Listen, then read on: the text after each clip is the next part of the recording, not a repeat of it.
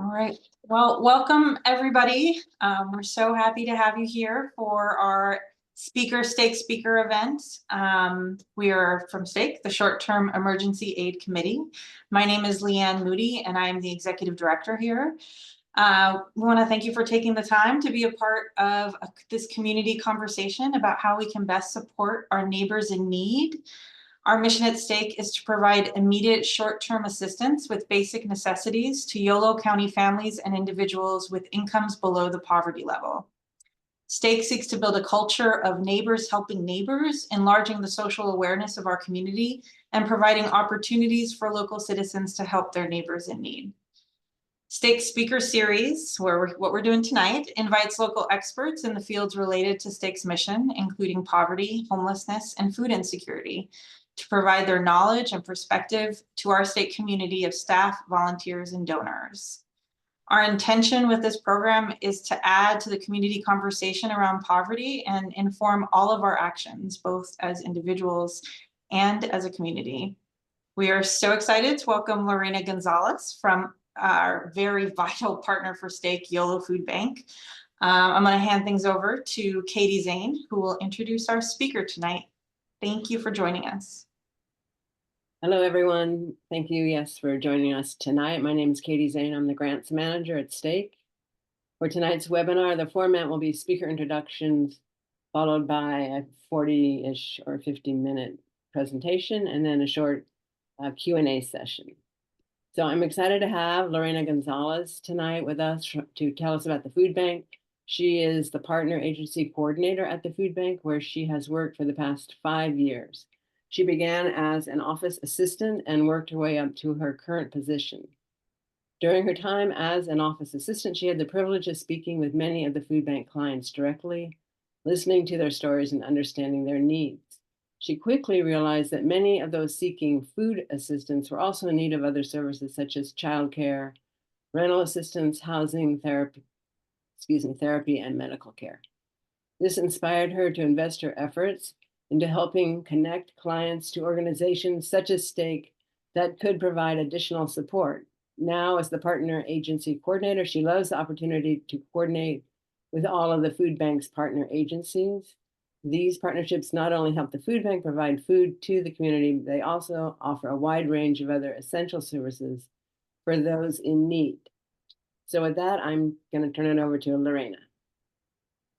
Hi, everyone. I just want to start off by saying thank you for having me be a part of this. I was actually very happy that Katie reached out and let me know if I was wanting to participate in the speaker series. I've never done this before, so this is very new to me, but I'm very excited to be here and talk to you guys about a little bit about the history and what we do at Yolo Food Bank. So thank you. Okay, so I'll just go ahead and start. So just a little bit of history and background of the food bank. It was established in January 1970. It did start off as a backyard cleaning program that was actually organized by volunteers only. And then maybe about a decade or so after that, it grew into a food closet, which was still volunteer operated. And then eventually in 1988, the first employees were hired at Yolo Food Bank, and it became what it is. It became a true food bank at that point. And we joined what is now known as the Feeding America Network in the 1990s. And then to this day, we remain the only food bank in Yolo County. And we're still an affiliate of Feeding America, and as well as now with USDA, the Emergency Food Assistance Program. And we're also a member of the California Association of Food Banks. And then, so at the food bank, we do have quite a few of our own programs where we serve the clients directly. So a few of those programs are our public and private community food distributions. And we just rebranded those names. So if you're at all familiar with those programs, it used to be called Eat Well Yolo and Eat Home Yolo. So Eat Well Yolo is now the public community food distribution program, and it is a direct food distribution sorry. It is a direct food distribution program where we offer a variety of grocery items to the public. We have about 20 locations in Yolo County, where we feed up to about 10,000 participants through our public distributions, and they're all free.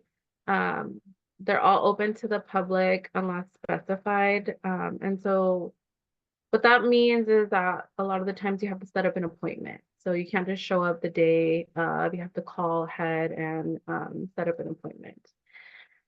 And then we also have the private community food distributions, and this started during the pandemic. It was the Eat Home Yolo program, and this is where we set up, where we started delivering produce boxes and dry goods to immunocompromised individuals, seniors, or those who had that were mobility restricted. And so after the pandemic, we kept the program. We pretty much noticed that a lot of individuals that were benefiting from it were still in need of it even after the pandemic. So that was really great because I think it kind of opened up our eyes to where we were able to serve kind of a population that we were probably missing through our public distributions, because through that, families had to go and drive or walk to the distributions to get food. And so that was really great that we were able to offer this delivery food program. Aside from those two, we also have the Student Farmers Market program. And so this used to be called Kids Farmers Market, but we rebranded to call it Student Farmers Market because we've expanded these to not only elementary schools, but also in the high schools. And so this is fairly new. I want to say we expanded to the high schools probably last year.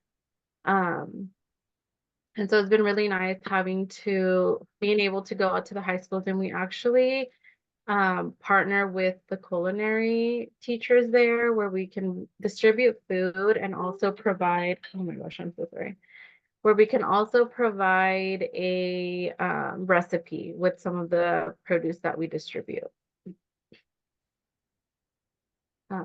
And then we have our partner agency program, and that's the program that I'm overseeing now.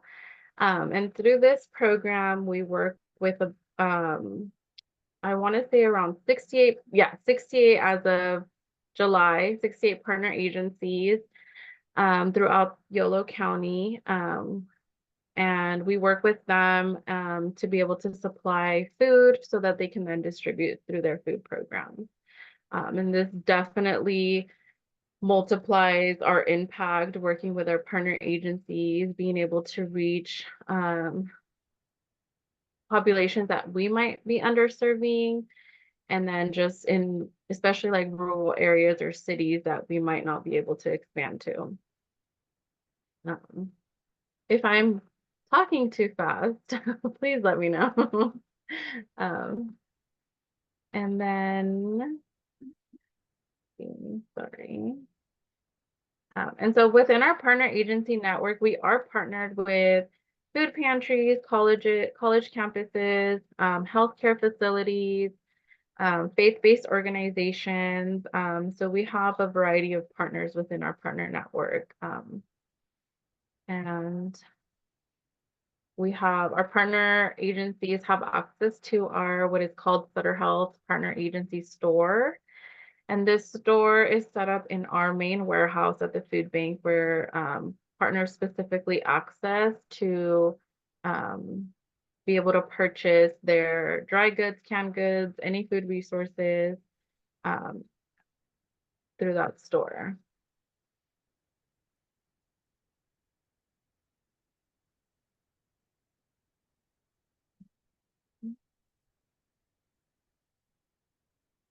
Now I really wish I had a PowerPoint so you guys could see and I could have added pictures.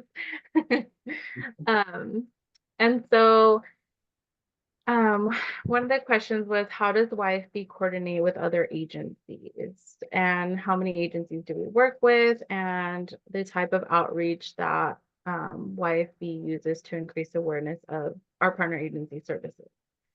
And so I recently we have, I feel like, been reaching more towards our partners and kind of going out and doing tabling events and collaborating with them on that. I know for a long time we did like the holiday food distributions where we partnered with a lot of our partner agencies to help us distribute the holiday meal kits in November, which we still continue to do that every year.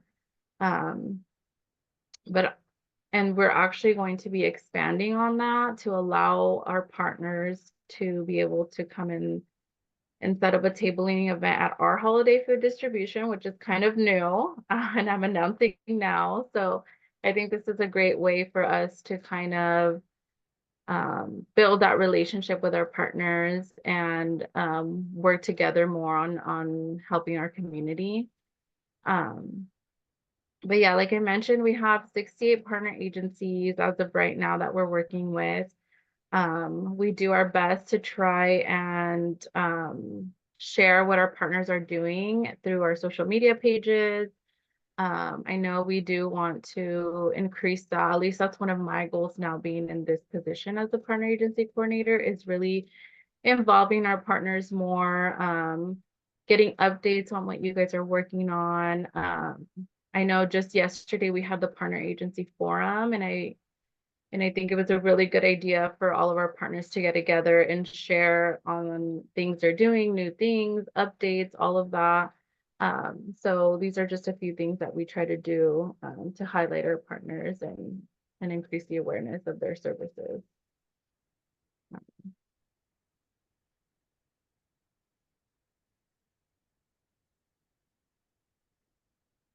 And so, like I talked about, our distribution programs, through our distribution programs, and this is including also our partner agencies, we are distributing, I want to say around 10 million pounds of food annually.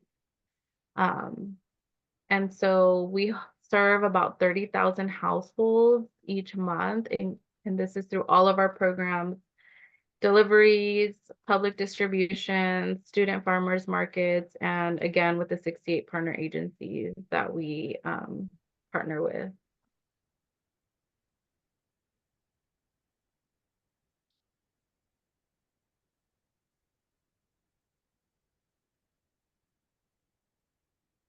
And then one of the questions was, which programs do you feel are most successful and which are most challenging? So I definitely want to say that our public community food distribution program is the most successful. That program has been a long time program where it had kind of been our main focus at the food bank for a very long time. So I think we've definitely have had a strong volunteer network to be able to do all of the distributions that we hold throughout the county. And being able to, we push the most food out, I believe, with that program. So I think that is definitely the most successful one that we have at the food bank.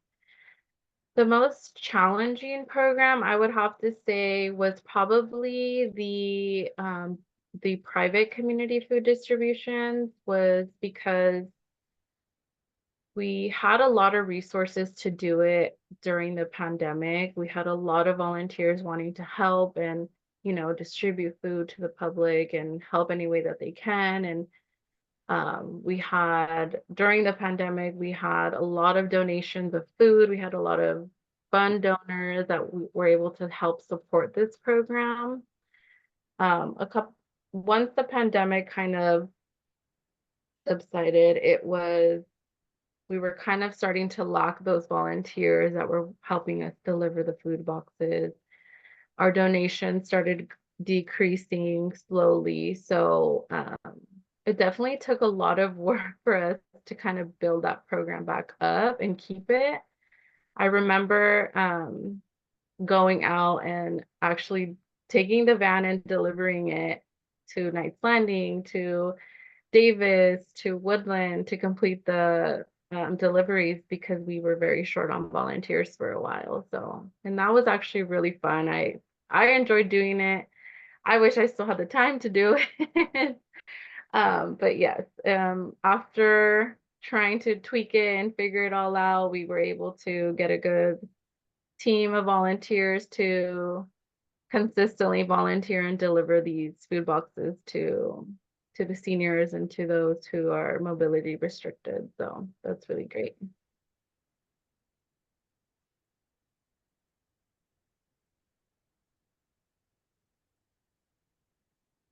And then, so a typical day at the food bank. So the food bank consists of multiple departments. We have our warehouse, we have our programs department, we have our marketing and development department, we have our HR and admin, and then we have our accounting department. So I would say the work never stops. Definitely our warehouse team is the first ones there in the morning. I believe they arrive as early as like 5 in the morning to start loading up the vehicles with the food to deliver to the distribution sites. Our volunteers as well, they're up and early at the distribution sites waiting for the food to arrive and distribute out to the public. We also, throughout the day, we have our trucks coming and going in the warehouse, picking up donations at our local retail partner stores, dropping them off, having our staff sort through all the items. And we recently just opened up some volunteer opportunities in our warehouse. So volunteers can also help with sorting and stocking the partner agency store. So that's been very helpful. Packing shifts are done at almost every day in our warehouse as well, where we're pre-packing all of the foods, all of the food boxes that get delivered through our delivery program. And then we have our office assistant who's answering calls all day, referring clients to our distributions as well to our partner agencies who may offer other resources. The programs department is always working hard to make sure everything is running efficiently. Any new ideas, anything that isn't working, how can we fix it? And then our accounting team obviously is always making sure we're staying within our budgets and all of that.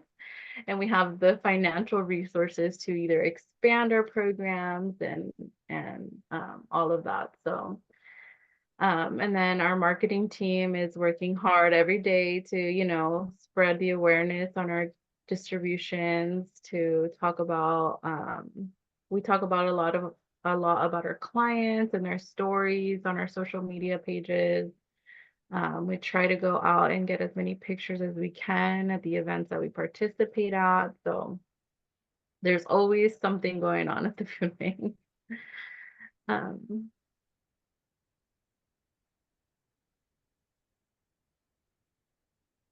And I'm not sure if the Q&As are at the end, right? So I shouldn't stop in between.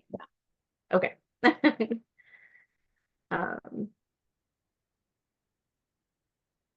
And then I did want to highlight just quickly on some of the, one of the new actually agencies that is being helped by our organization is there's now this program, it's the Community Schools Program.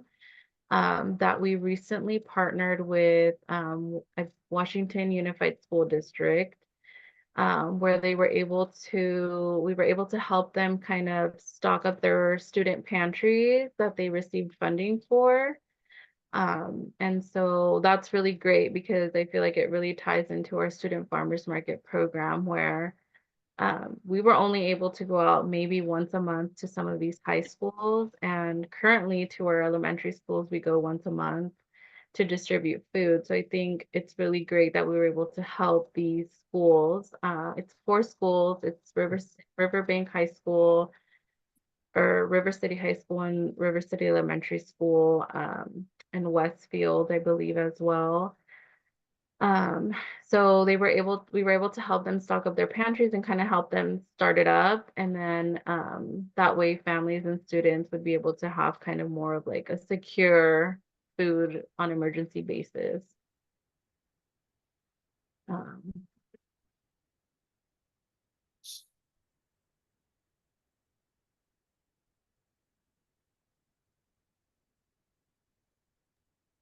Lorena, sorry. Just on that point, what kind of food items are you giving to the student pantries, and are you not including cold products? no, so the pantries are shelf stable items only, so dry and canned goods. Yeah. And then through our own student farmers market program, we distribute produce.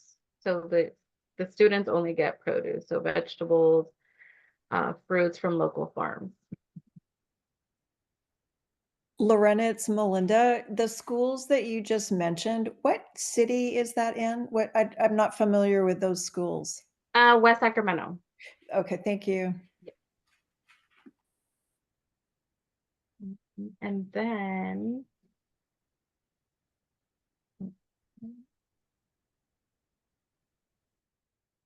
so I just wanted to quickly talk about one of the cases that has been particularly moving to me and inspirational.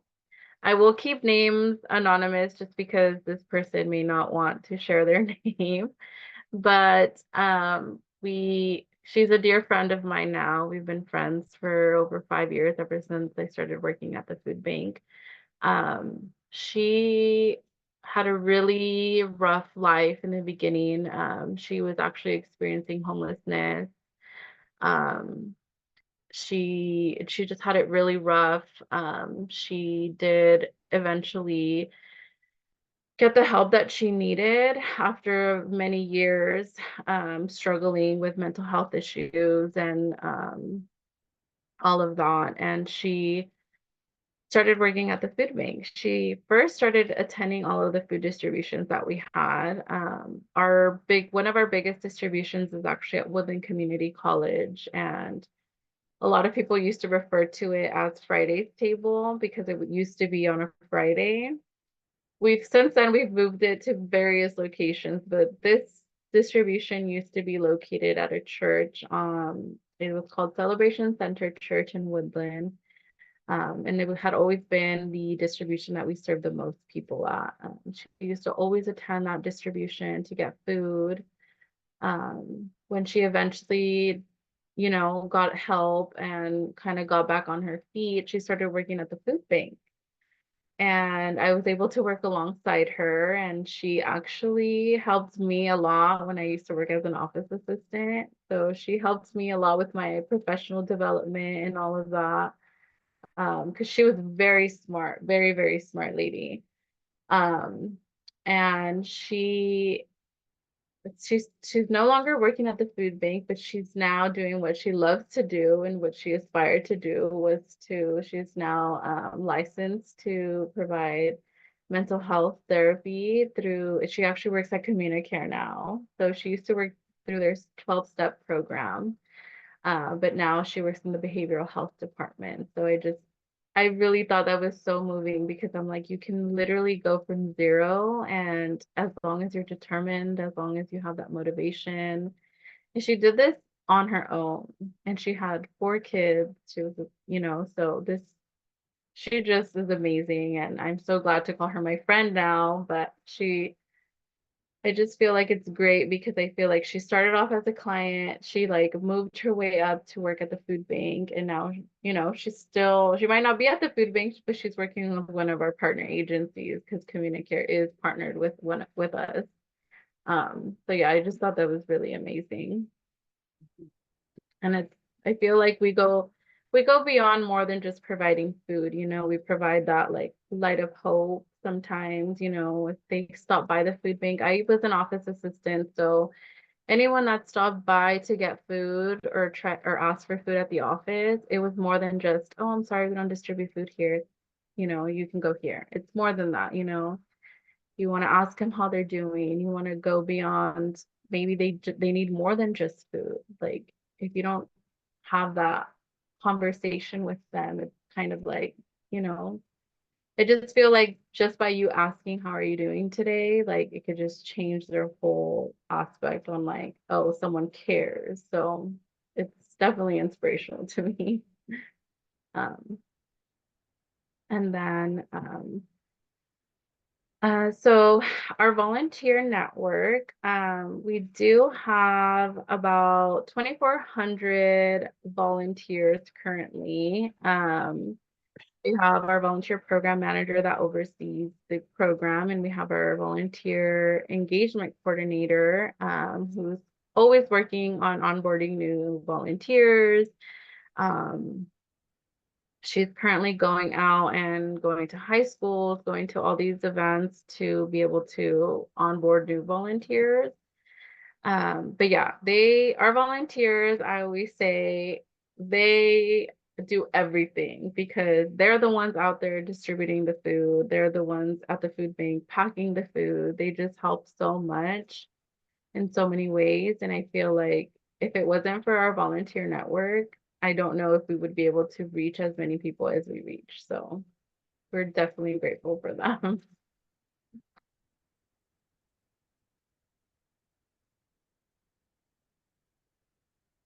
Yeah. And so I would say I kind of want to talk about my experience with meeting Deborah and Hannah and Melinda because I just think they're the sweetest people ever. I feel like when I transitioned into this position in February, it was definitely a huge jump for me. I went from office assistant to programs coordinator. And it was a little scary because I was like, at that point, we had over 70 partners. And I know Deborah reached out to me to introduce herself and to set up a meeting. And I just thought it was so nice because I was so nervous to meet her. She just made me feel like that just connection and the communication that she has with me it just makes my job easier.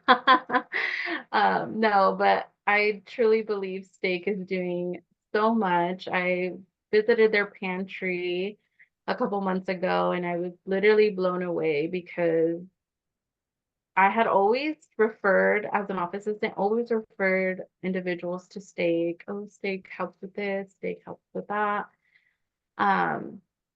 But I never got to see it. I never met Deborah before. So when I saw it in person and was able to speak to Deborah about all of the services that you guys offer, I was like, oh my God, you guys not only help with food, but you have all these financial assistance for work, for down to helping individuals get their birth certificates. It's great. It's amazing. I was telling Deborah when I met her, I was like, this is so amazing what you guys are doing here. And as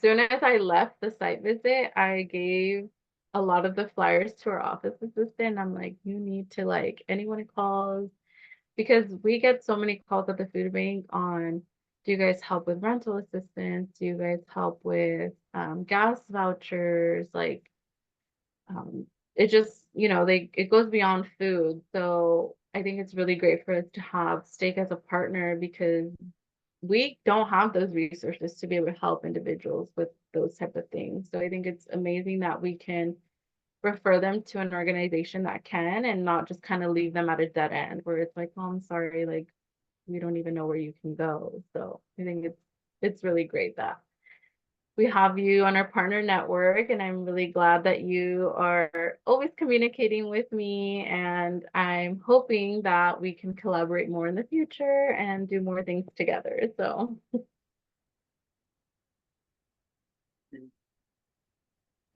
I was just gonna say, when I started as food pantry manager when COVID hit, and the person before your position, you came in, communication was sometimes not as efficient. You're like right on it, and it's really so nice and refreshing to have your energy at the food bank as the face for interacting with the partner agencies. And I thought it was really also with your busy schedule for you to come out and meet with us and talk with Melinda and Hannah and myself and Robin about the Kids Pack, to see the diversity of our food programs so that we could interact more effectively with Chewy at the store, and for him to, kind of understand why when Melinda goes with her team, that we're looking for these certain products that go in our kids pack or goes in our, unhoused packs, or, items that are needed for our seniors. So I just want to say that that's been a remarkable, improvement. And the coordination between you and Chewy, has really been very effective for us, our team. yeah, thank you. And I know we're striving to do more. I know that the need, not only did our needs increase, but also our partners' needs increased. And I'm definitely wanting to, the original conversation that we had, where we really wanted to meet the needs of our partners through the partner agency store and have limits that make sense, and all of that. So that's definitely the goal here, and what we're working towards is to be able to match the need of our partners to our store. So hopefully soon.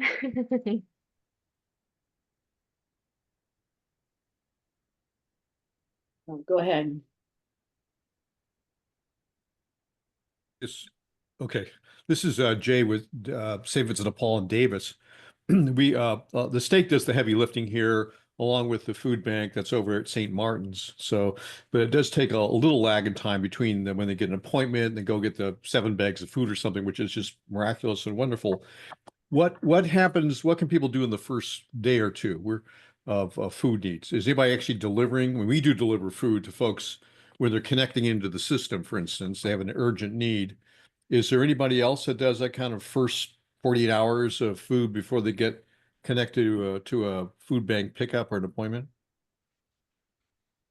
Yeah, so there's actually, I don't know if you're familiar with St. Vincent de Paul, Our Lady of Grace in West Sacramento. They actually do home visits. So if you call them on an emergency basis, Oh, they well, we're St. Vincent de Paul and Davis, so we do the same thing they do. So I'll tell them that they got a shout out from you, Lorena. Thanks. Okay, so you're wanting to refer like your clients somewhere where they can immediately get food the day of and not have that wait period, right? Well, you were kind of doing that, but we're just wondering if there's any other folks that do that as well. I'm sorry, I'm not understanding your question. So you're wondering if someone else also delivers food. Correct. Okay. In Davis specifically, or Well, yeah, sure, for Davis. okay. Yeah. So in Davis, I don't believe, as far as in our partner network, I don't believe there's any others that deliver food directly to the house. And our delivery program, we do deliver in Davis, but again, it's on a monthly basis. So we only go out once a month to deliver to our clients. I don't believe there's any other organization that delivers Yeah, I know of a lot of distributions, like we have Full Line Road Baptist Church. They distribute Right. every Thursday. Um, Yeah, well, the city's put out a list of all those. It's pretty complete, but you have to kind of travel around for that. And a lot of the apartment complexes, particularly ones that have a lot of Section 8, food gets delivered there by you or others and your partners, I guess. So yeah, that's all good, but I was just curious if anybody else was filling that gap there before with folks with urgent needs. I'm not yeah, connecting to the system before we get them connected to stake for referral to, excuse me, DCM for referral to the stake food bank, for yeah. instance. Yeah, you know what? I can definitely look into it some more. I honestly, within at least our partner network, there's no other agency that offers that service in Davis. But I'm happy to look into it further because I know that's definitely one of the needs that we see too when they call and they're wanting to sign up for our home delivery program is, well, they need food like now. Um, I know Woodland Food Closet used to do it on emergency basis. I just don't know if they did it a little bit during the pandemic and then a little bit after. But I don't think that they offer it anymore. Yeah.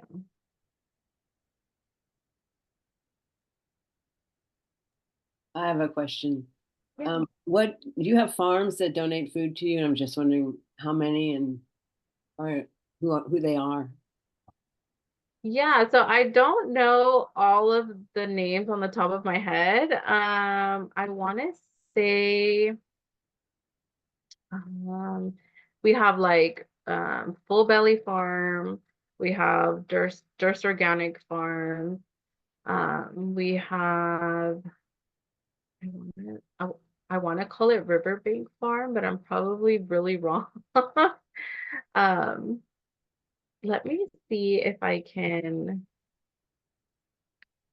uh, That one definitely, I'm not too familiar with our harvest program.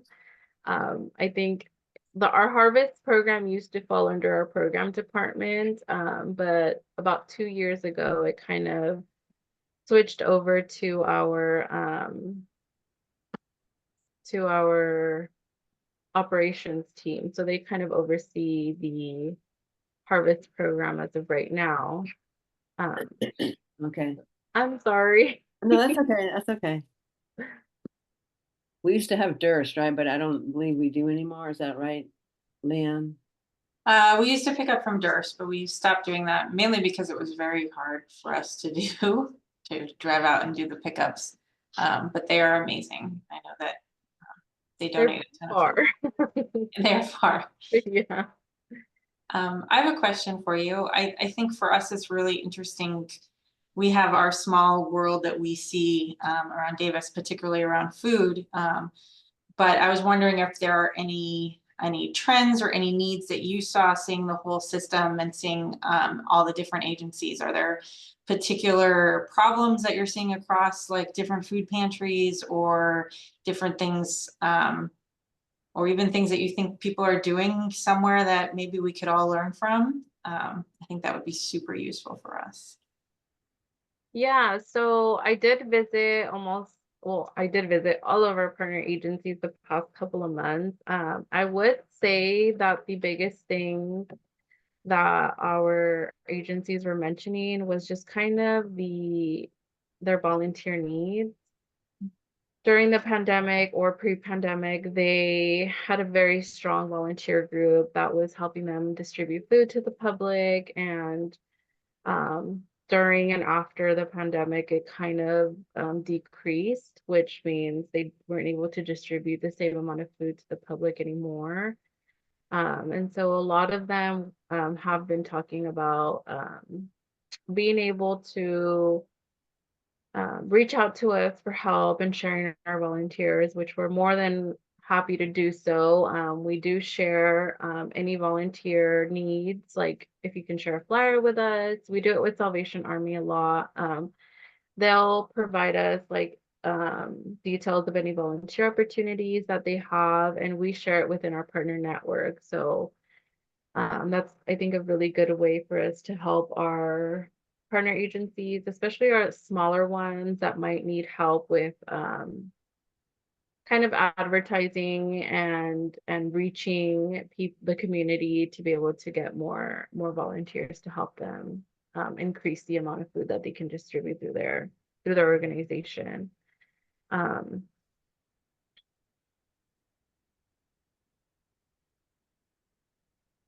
Thank you.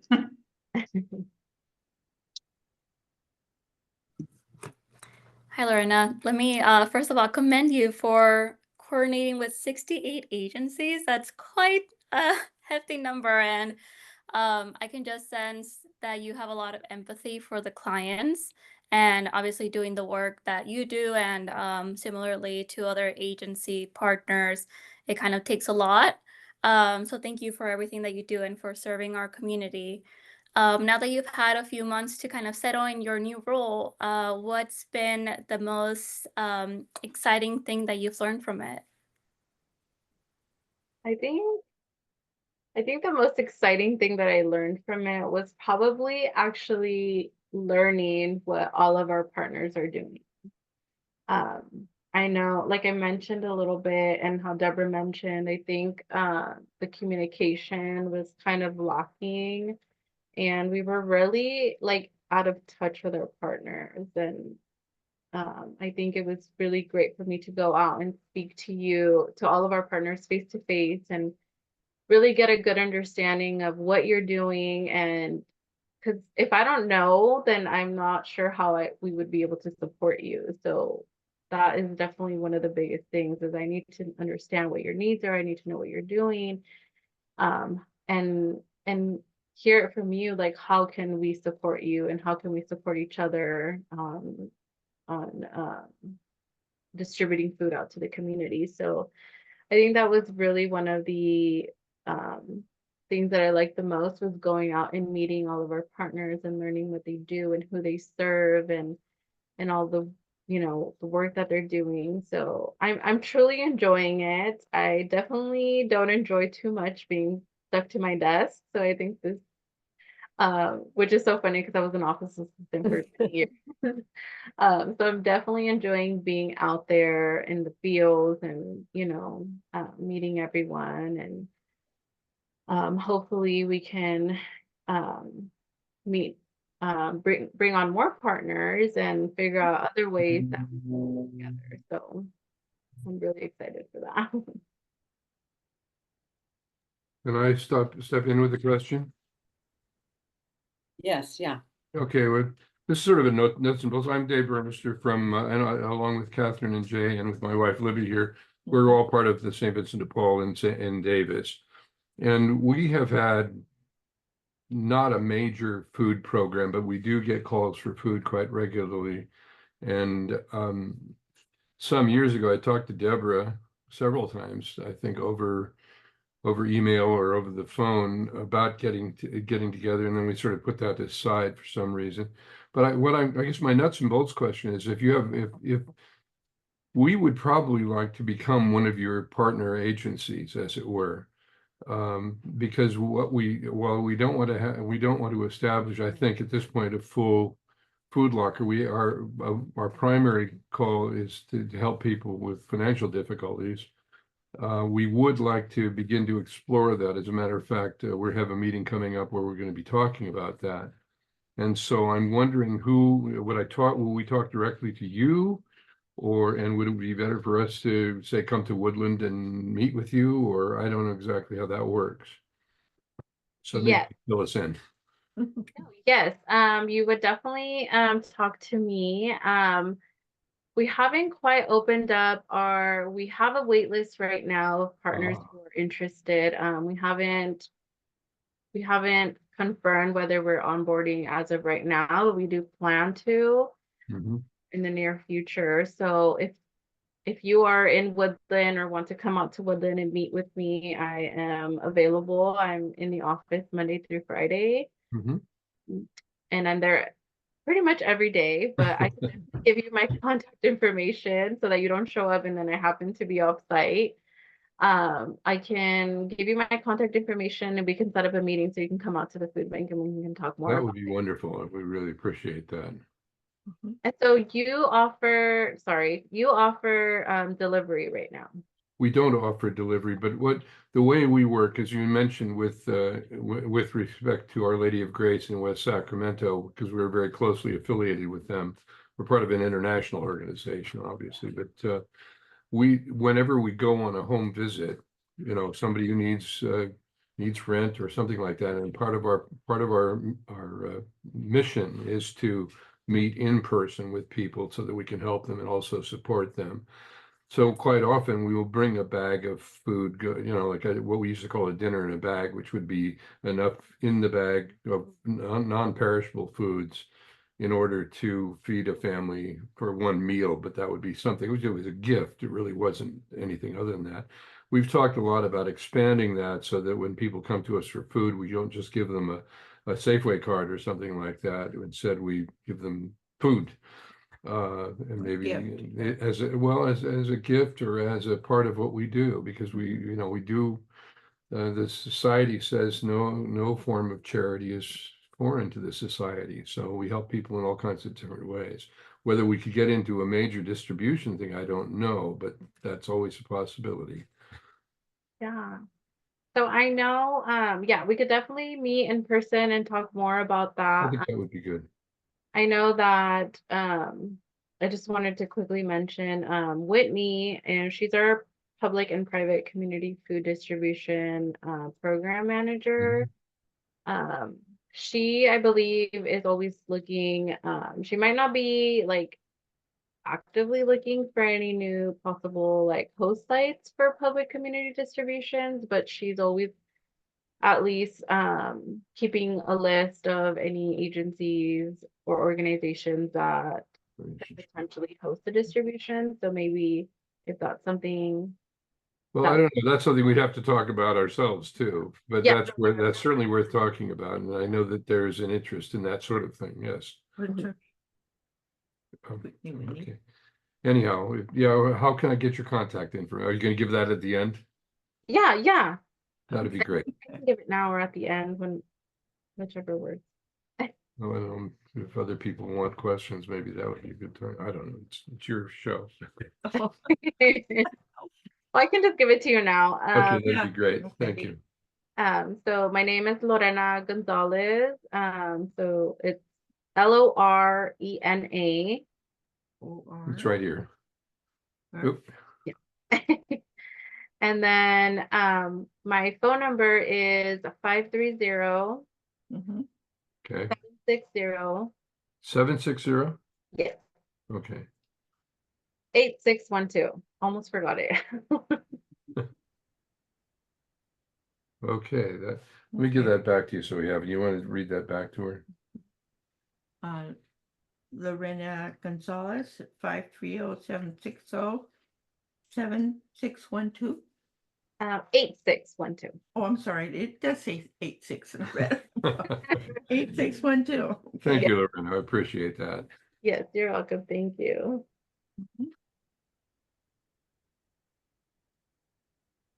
Any more questions, anybody? Lorraine, it's Melinda. I'm going to ask a hard one. With the pending closure of Amazon in West Sac, do you foresee that might impact the agency store at all? I don't foresee it affecting the store at all. I want to say that a lot of the donations that we were getting through the Amazon warehouse were going to our community food distributions and our some of our like private community food distributions, but it was mainly all going to the community, to the public distributions that we have. So I don't anticipate it affecting the partner agency store.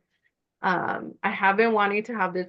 We were just talking about it yesterday, and so Genevieve and I, and how it would affect our partner agencies, and we didn't think it would, but I could definitely reach out to you when I am able to sit down and talk to Corky about it, because we didn't have a chance to yesterday. Okay. Or today. Corky's been pretty busy with helping with the Global Rice Fest and with the holiday food distributions approaching. Everyone's time is very limited right now, but I Yeah, will definitely make it a point to bring that up to Quirky tomorrow, and I can definitely reach out to you with confirmation. great. Thank you so much.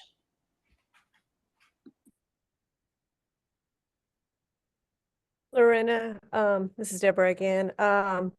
You talked about like, I'll call it cross fertilization, how we can, share resources across our agencies, or for you guys, or to back and forth just with us. And I thought of two. We're very volunteer rich. We have a lot of volunteers that are waiting in the wings to be trained, and duties to be done. And I've signed up for some of your volunteer activities just so I can kind of learn. And I thought one that maybe I saw Sue on here, and Lisa is on. They're some of our main stockers and shelvers in our pantry. And they might be interested in, seeing what's done at the warehouse. I went and did the restocking. So Yeah. stuff that comes in, and where Chewy and his team, Aaron, need help with restocking the store, because there's just so much demand, 68 agencies coming in and shopping. There's, that turnover. And it was fascinating when I got to do it from that position.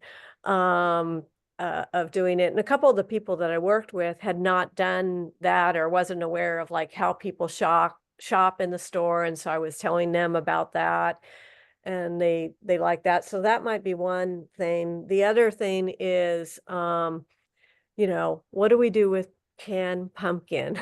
I mean, everybody just thinks of, pumpkin pie, and, there's a lot of that's, we can come in and get free, not even paying the 19 cents a pound at your store. Yeah. And so we've had students from the nutrition department that are making, small 8x5 index cards and making recipes, and we put it in our clients' bags, like, making this pumpkin soup with canned beans, canned corn, your stuff that you typically get in a pantry bag, or items that we can buy, get at your store. And so maybe you mentioned some of the high school locations were doing some recipes with their nutrition. So maybe we can share some recipes. Yeah. And I know Janelli and Han and I are talking, I mean, we're going to have a couple more students that come in from the nutrition department. And so we could do that. And then we have a cookbook, and we were talking about like needing to revise that and help to educate our end users, like lentils. How do you cook with lentils? It's such a good protein, high fiber source, and economical at the same time. So I don't know, those were two things when you talked earlier in the talk, and you said, well, what can we do together? Those were two things I kind of thought of. Yes, yeah, the store, if our agencies or agencies volunteers would like to come in and help, we would definitely appreciate that. Um, sorry. I love the idea of sharing recipes, because I think you spoke to Genevieve after the event, Mm-hmm. and she loved that idea. And she was like, oh my God, they have a whole like nutrition, education, and like recipes. And I know it's something that we've always talked about at the food bank, and we've kind of never really had time to really touch on it a lot, or really get it off the paper, just brainstorming it. And I know Bridget, who was previously in the partner store, kind of tried starting something similar, where she would add some recipes on the table in the partner store. But I definitely think that is great. We've always, like I said, we've always talked about it, and it was like Genevieve's like, it's like my dream to have like recipes with like the food that they get from the food bank and all of that, to help, because some families are like, what do I do with this? Like, Mm-hmm. how do I make this a meal, or, Right. Yeah. And so I think that's amazing, and I would love to. Yeah, have- we could talk, you know, between Janelli, Hannah, you know, and whoever else is interested in our organization, because we do have the cookbook. And an example of that is recently Melinda and I purchased, remember Melinda, when you got the hummus at the food bank? And so I was interacting with clients and they were like, I said, would you like some hummus? We don't assume, you know, when we're handing them some of those cold products. And Mhm. they said, oh, I don't know what it is. And I said, well, just take our carrots that we're providing, you know, and dip it, you know, and she was like, oh, I'm going to give it a try. And then I saw her a month later and, you know, she was like, hey, that was good. And so, you know, then we can tell them how to make their own hummus, you know. Oh, So, because it's such a good protein source too. mhm. Yes. Yes, I am definitely willing to talk more in detail about that, and whenever you have time. Hmm? We used to have a lot of garbanzo beans. Mhm. That's what we should have done. Oh, no, you should do that with that. I know Yeah. me and Juan do that. I am, oh, I'm still.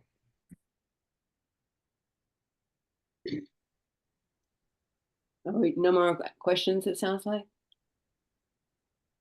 I have a quick question. It's kind Oh, of yeah, go silly. for it. Uh-huh. Um, has any like just unusual or unique item come into the food bank that people may not have known what it is, or just something that was unusual? I'm trying to think. Trying to I think. know one time we had this like really, it was like really odd looking cucumber. It was like a Peruvian cucumber that everyone, I think they've been in the store kind of often now, but they're just really like, they just don't look like a cucumber. And so that was one of the weird things that a lot of recipients were like, what is this? But it tastes just, there's nothing besides its look that's different from a cucumber. It tastes the same as a cucumber, but it just looks a little funky. I can't think of anything like maybe like a shelf stable item or something that we were kind of like, what is this? Thanks, and thanks for all the information you provided. Thank you, Hannah. So it looks like we will wrap it up now. Lorena, thank you so much. You did an amazing job and we learned so much, and the food bank is unbelievably impressive. I had no idea you guys did all that. Plus you put your heart into it as well. So great service for the community. Thank you. Yeah. And thank you to everyone who attended tonight's event. It was great to see everyone. Our next event will be in 3 or 4 months, and we'll keep you guys updated on the date. Thank you, Lorena. Thank you, Thank you, Lorena. Lorena. All right. Thanks, everybody. everyone. Yeah, awesome. You're See you very next Monday, maybe. You think.